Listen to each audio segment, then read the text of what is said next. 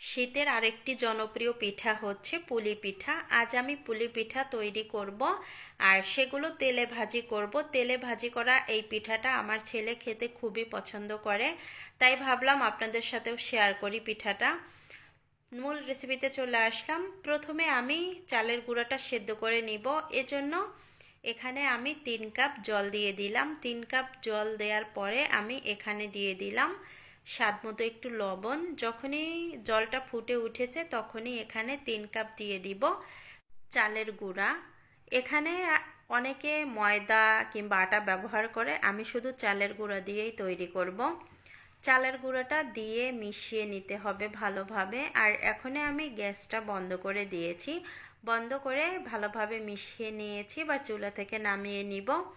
নামিয়ে নিয়ে এবার হচ্ছে এখানে আমি একটা নারকেল কোড়ানো দিয়েছি আর দিয়েছি খেজুরের গুড়, দিয়ে ভালোভাবে মিশিয়ে নিব।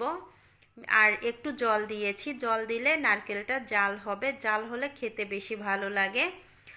এই তো জাল করতে করতে এই নারকেলের পুরটা আমার রেডি হয়ে গেছে। এখন আঠালো ভাব চলে এসেছে আর ঝরঝরো হয়ে গেছে। চুলা থেকে নামিয়ে নিয়েছি। আর চালের যে গুঁড়াটা আমি সেদ্ধ করে রেখেছি সেটা এখন ভালোভাবে মথে নিব। মথে নেওয়া হয়ে গেছে। এখন আমি রুটি তৈরি করে নিব।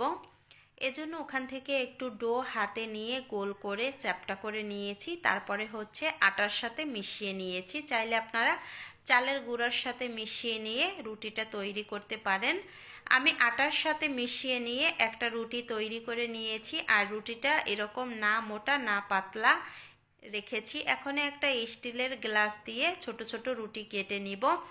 এখানে অবশ্যই একটা কথা খেয়াল রাখতে হবে, সেটা হচ্ছে এই রুটিটা যদি একেবারে পাতলা হয়ে যায় তাহলে পিঠাগুলো কিন্তু একটুও ভালো হবে না, ফেটে যাবে তৈরি করার সময়। নারিকেলের পুরটা নামিয়ে নিয়েছিলাম, সেটা এখন ঠান্ডা হয়ে গেছে। এবার আমি এই নারিকেলের পুরটা এই পিঠার উপরে দিয়ে দিচ্ছি, দিয়ে ভালোভাবে সেট করে নিয়েছি। এখন হচ্ছে 2 পাশটা ভালোভাবে আটকিয়ে নিতে হবে। আর এই কাজটা তো খুবই সহজ, যে কেউই পারবেন।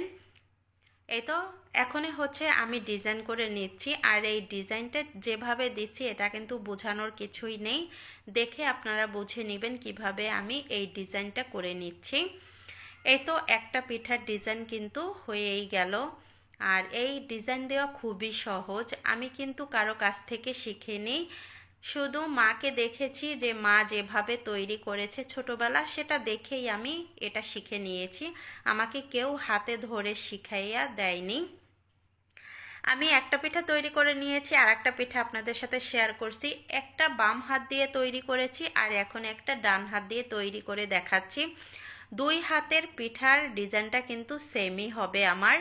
আমি সেটা দেখাচ্ছি, দেখেন, আপনারা দেখে নিলেন। 2 হাত দিয়ে দুটো পিঠা তৈরি করে নিয়েছি। সব পিঠাগুলো আমার তৈরি করা হয়ে গেছে।